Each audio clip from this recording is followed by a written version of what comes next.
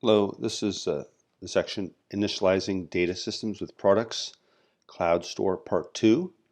And this is a relatively quick video where we just wrap up a couple miscellaneous topics around Cloud Data Store, or really Cloud Firestore with data store compatibility.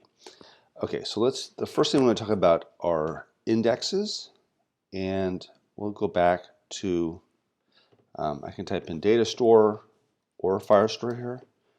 Maybe I should probably just type in Firestore. Ah, interesting. I guess you have to type in Datastore to get the Datastore compatibility mode. That's new to me. So you can see right here, it's basically saying, this project is activated with another product, the other version, so you have to actually go to the Datastore page. Okay, anyway, so we're on the Datastore page. And this is left over from the last video where we created two entities, both of task kind, right? And we had various, we illustrated that you could have different properties for different entities of the same kind, right? Now, if you look carefully, let me click on one of these. We kind of breezed over it last time, but you can see that on this object here, we actually created a property called description. In that case, we didn't check the box; it said indexed. But on the done, which is now false, we did check indexed. So the first observation here is indexing is done on the entity level, and index is tied to a particular property. Okay, so in this case, I was consistent, and I indexed when I did both of these entities. I marked the done as being indexed on both of them, and I would think that would be the common practice to, if you pick if you want to use the index, you're going to want to probably put it on the same property on all the entities of the same kind in particular. And the reason why that comes into play is, let's do this by example. So we're talking about queries now, right? So if I actually hit this filter button here, I can filter this list, which is showing me currently all of the tasks, right? All the entities of type task, right? And if I look at this pull down, you'll notice that done is one of the filterable fields or properties, but description or whatever is not. That's because done is a one of the indexed fields in I keep on getting fields and properties interchanged because fields are normally used in databases. But so you can see here that only the indexed columns or properties are shown here.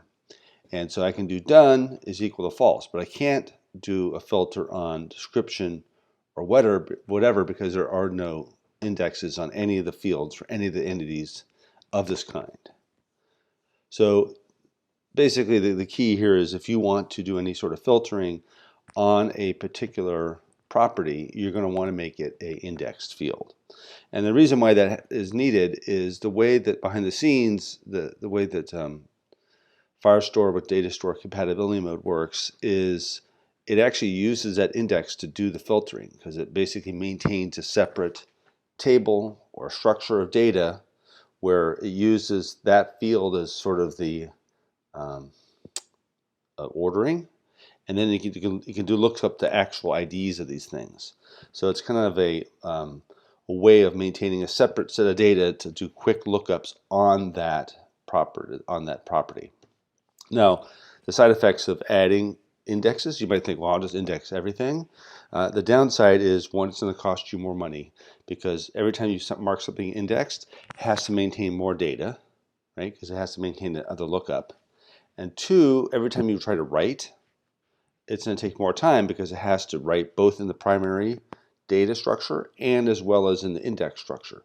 So you want to be more careful about what you index. Only index on things that you actually intend to filter on. Okay, and so I guess let me apply these filters. False, right? You can see that everything is false, so it doesn't matter. And then true, and then I should have nothing, right? So that's basically one way of doing queries.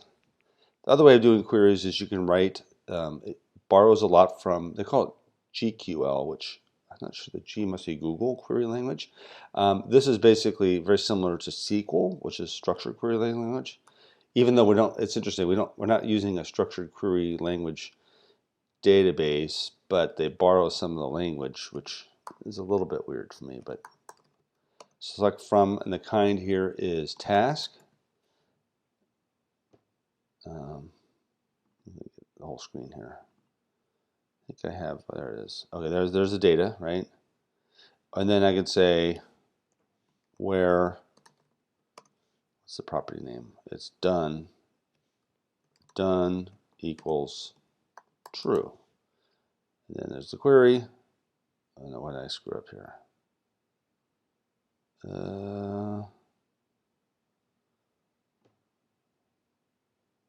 Oh, maybe it's not. Maybe it's. Oh, I think the true had to be lowercase. So hang on. I'll do it. I'll just battle through this. Select star from task where done equals true. Well, let me pause the video for a second because it's annoying me that this is not working. So give me a second.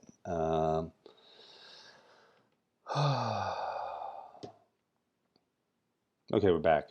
I haven't had my coffee yet. So it was select star from task where done equals true is what I had before, and I was not getting results. That's because they're all false. So if you say false, you get the results. Okay, so that was silly. So again, you can do query by kind with this sort of kind of a GUI interface, or you can actually write your own queries here using a SQL-like dialect. Okay, let's go back to there's only two other things to really talk about. One is the data here is all encrypted by default when it's stored on disk. Google manages the keys for you, so it's kind of pretty much you got encryption. And then secondarily, so the question is, if we looked at how when we talked about Cloud SQL, we spent a lot of time about how to connect to the database. There was like public, private, there was all sorts of ways of having to negotiate connecting your client code to or client machine to the database. In this case, it's a lot simpler because there's only one way to access from outside of using the console, right? You're going to be using the Google APIs. So that's either using through the gcloud command or through code, but you're directly talking to these publicly exposed APIs, and those APIs are protected by your credentials. So you have to actually have a Google credential before you can do it.